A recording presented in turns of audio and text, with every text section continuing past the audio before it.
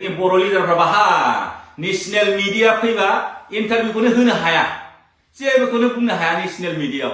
नोंथांमोना नुबाय बे मणिपुरनि जेला मणिपुराव दावराव जादों होनबा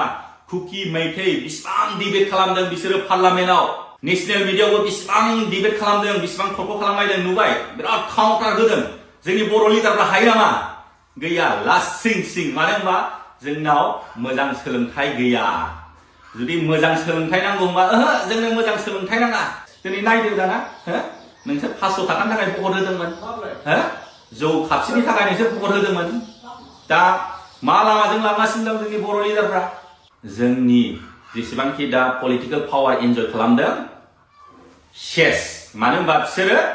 बिटिसिनि इलेक्सनावबो गाग्लोबगोन एसटि मोननाय लोगो लोगो केन्डिडेट गसंनो हाबाय इलेक्सनाव कम्पिट खालामनो हाबाय आरो बे स्टेटनि एसेम्बलि एमएलए बाहायबो जेसेबांखि एसटि रिजार्भ सिट दङ बाहाय गासिबो बिसोरो गावसिनि बिजाथिखौ गसंहोगोन गैला थांदो दाना दिसपुरनि आसामनि राजधानियाव थांबावदो दाना आरो जुदि बिसोरो बिटिसिआव गासिबो 70% बे रिजार्भआव गावसिनि केन्डिडेटखौ होजोबबाय देरहाजोबबाय दाना लादो नोङो बिटिसिआ सालायबावदो न' लासिं सिंले जोंनि बर' लिडारफोर बे बिटिसिआ जोंनि बर' हारिनि थै दान होनानै लाबोनायसो गोबांथार मानसिफ्रा आन्दलनाव बुथारजाबाय जोंनो बर'लेण्ड नांगौ होननाय बे बर'लेण्ड सोमावसारनायनि नामावहाय गोबांथार जोंनि बर' बिमा जोंनि बर' बिब' बा बिनानाव रेप खालामजाबाय अयथासार खालामजाबाय सोरहाबा फिसालाफ्रा बुथारजाबाय बे साननै सानथाम बे सियाराव जिरायनो मोननायनि थाखायनो हारिखौ फानबाय खुलुमबाय गुड मर्निं नोंथांमोनहा बयबो आंखौ आरोबाव खावलायदों कमेन्टनि गेजेरजों मोनद' हारिनो जुदि एसटिखौ होमारोबा बर'फोरनि थाखाय मा खहा जागोन दिनै आङो बे भिडिअनि गेजेरजों नोंथांमोननो आंनि बुजिनायखौ एसे फोरमायलांनोसै फार्स्ट मा खहा जागोन जोंनि बर' पलिटिकेल लिडारफ्रानो बे एसटिखौ होनो नागिरदोंना बयनिफ्रायबो खहासिनानो जागोन जेब्ला मोनद' हारिखौ एसटि होनाय लोगो लोगो जोंनाथ' बे बड'लेण्ड एरिया बाहाय एसटिनि रिजार्भेसन दङ ट्राइबेल बेल्ट एन्ड ब्लक एरियायाव नोङो एमपिआनो जा एमएलएआनो जा बेनिफ्राय जोंनि बे बिटिसिनि इलेक्सन एमसिएलएआनो जा बाहाय एसटिनि रिजार्भेसन दं जुदि एसटिखौ मोनमारोबा मा जागोन जोंनि बर'नि पलिटिकेल लिडारफोर मा जागोन मिन्थिगौ नोंथांमोनहा गावनि आथिङावनो गावनो रुवाजों दाननानै लानायसो जादों एसटि मोननाय लोगो लोगो मा जागोन बिसोरबो मोनसे पलिटिकेल पार्टी खुलिगोन पलिटिकेल पार्टी खुलिनानै जेसेबांखि एसटि सिट बाहाय बिसोरो गावसिनि मानसिखौ होगोन नोंथांमोनहाथ' मिथिखायो गुबुन नन एसटि मानसिफोर बिसोरथ' मालाबाबो बर'नो भटखौ होनाय नंखाया होगोन बिसोर मालाबाबो बर'फोरखौ सैखाया बिसोरो बर'नो भट होगोन होआ होनब्ला नायदो बाहा एसटि नांगौ नामा एसटि नांगौ ना नाङा होननाया बाहा सेस गावनि ओंखामखौनो गावनो फोजोबनानै लानाय आरो मोनसे खोथाया बुंबावो गावनि आथिङावनो गावनो रुवाजों दाननानै लानाय गेलेबावदो दाना बिटिसिनि चिफ जाबावदो बिटिसिनि इएम जाबावदो दाना आसामनि एमएलए जाबावदो बाहा नोंसोर हागोन बिसोरजों बर'नाथ' गावजों गाव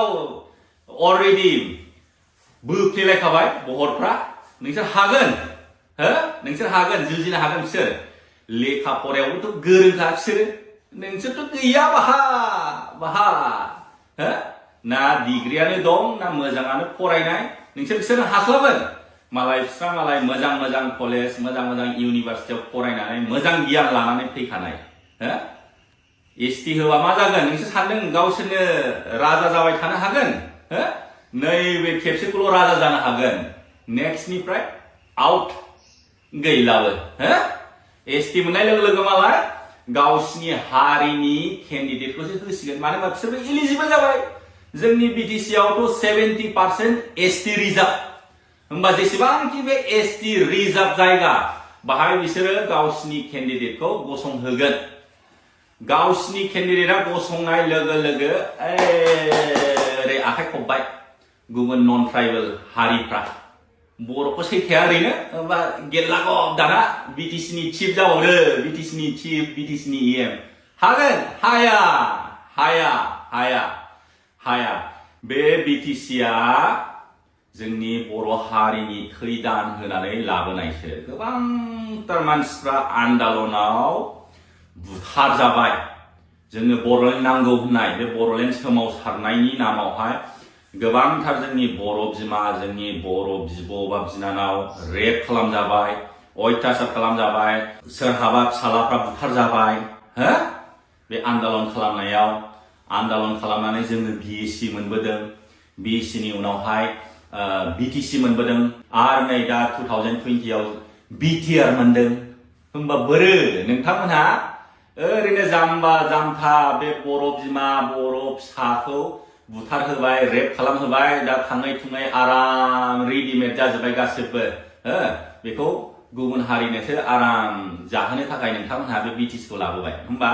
आन्दालनखौनो खालामनाङामोन बेबायदि राननानै जानो लुगैदोंबा नोंथांमोनहा हो राननानै जानो लुगैदोंबा मानो दावहा नांनांदों मानो आन्दालन खालामनांदों एसे बुजिनानै ला बिनि थाखायनो सोलोंथाइया very important जोबोद गोनांथि आं सिगाङावबो भिडिअ बानायदोंमोन जोंनो मोजां सोलोंथाइ नांगौ मोजां सोलोंथाइ मोनबासो जोङो राजखान्थिखौबो मोजाङै सालायनो हागोन जोङो मोजां सोलोंथाइ मोनोबा मोजां लिडार मोनगोन मोजां लिडार मोनोबा जोङो राजखान्थिखौबो जोङो मोजाङै सालायनो हागोन आरो मोजां सोलोंथाइ मोनोबा जोङो फालांगिखौबो मोजाङै मावनो हागोन रांखान्थियाबो फैगोन जोंनि बर' हारियाव बाहा मोजां सोलोंथाइ दं गैया बे लकेलावल' फरायबाय दुगा जाबाय एसे गामि बारबानो गैला थनथ्र'नानै थाबाय नाथाय बे गुबुन हारिफ्रा नायदो मालाय मोजां मोजां कलेज मोजां मोजां स्कुलाव फरायनानै डिग्री लाजोबनाय बिसोरो कनफिडेन्ट भाषायावबो आखा फाखा हो लिरनाय फरायनाय गासिबो आयदायाव हो जोंनि बर' लिडारफ्रा बाहा नेशनेल मिडिया फैबा इन्टारभिउखौनो होनो हाया जेबोखौनो बुंनो हाया नेशनेल मिडियायाव नोंथांमोना नुबाय बे मणिपुरनि जेला मणिपुराव दावराव जादों होनबा कुकी मैथै बिसिबां डिबेट खालामदों बिसोरो पार्लामेन्टआव नेशनेल मिडियायावबो बिसिबां डिबेट खालामदों बिसिबां थरख खालामलायदों नुबाय बिराद काउन्टार होदों जोंनि बर' लिडारफ्रा हायो नामा गैया लासिं सिं मानो होनबा जोंनाव मोजां सोलोंथाइ गैया जुदि मोजां सोलोंथाइ नांगौ होनबा जोंनो मोजां सोलोंथाइ नाङा दा नोंथांमोनहा बुजिनो हाबाय सेथि खहाया मा जागोन जोंनि पलिटिकेल पावारा दंस जागोन मोनद' हारिनो एसटि होनाय लोगो लोगो जोंनि जेसेबांखि दा पलिटिकेल पावार एन्जय खालामदों सेस मानो होनबा बिसोरो बिटिसिनि इलेक्सनावबो गाग्लोबगोन एसटि मोननाय लोगो लोगो केन्डिडेट गसंनो हाबाय इलेक्सनाव कम्पिट खालामनो हाबाय आरो बे स्टेटनि एसेम्बलि MLA बाहायबो जेसेबांखि एसटि रिजार्भ सिट दङ बाहाय गासिबो बिसोरो गावसिनि बिजाथिखौ गसंहोगोन गैला थांदो दाना दिसपुरनि आसामनि राजधानियाव थांबावदो दाना आरो जुदि बिसोरो बिटिसिआव गासिबो 70%नि बे रिजार्भआव गावसिनि केन्डिडेटखौ होजोबबाय देरहाजोबबाय दाना लादो नोङो बिटिसिआ सालायबावदो लासिं सिंलै जोंनि बर' लिडारफोर सोरबा मोजां लेखा गोरों सोरबा IAS IPS बा सोरबा ACS बिदिनो गिदिर गिदिर अफिसारफोर एडभाइस होयोबा नोंथांमोनहा धोमखियोसो नोंलाय मा रोंगौ बाद दे गुलि मार नों जे मावदों बेखौ मावनानै जाबाय था बेफोरबायदि होननानैसो धमखि होयो बेफोरबायदिनि थाखायनो बिदि जालांगासिनो दङ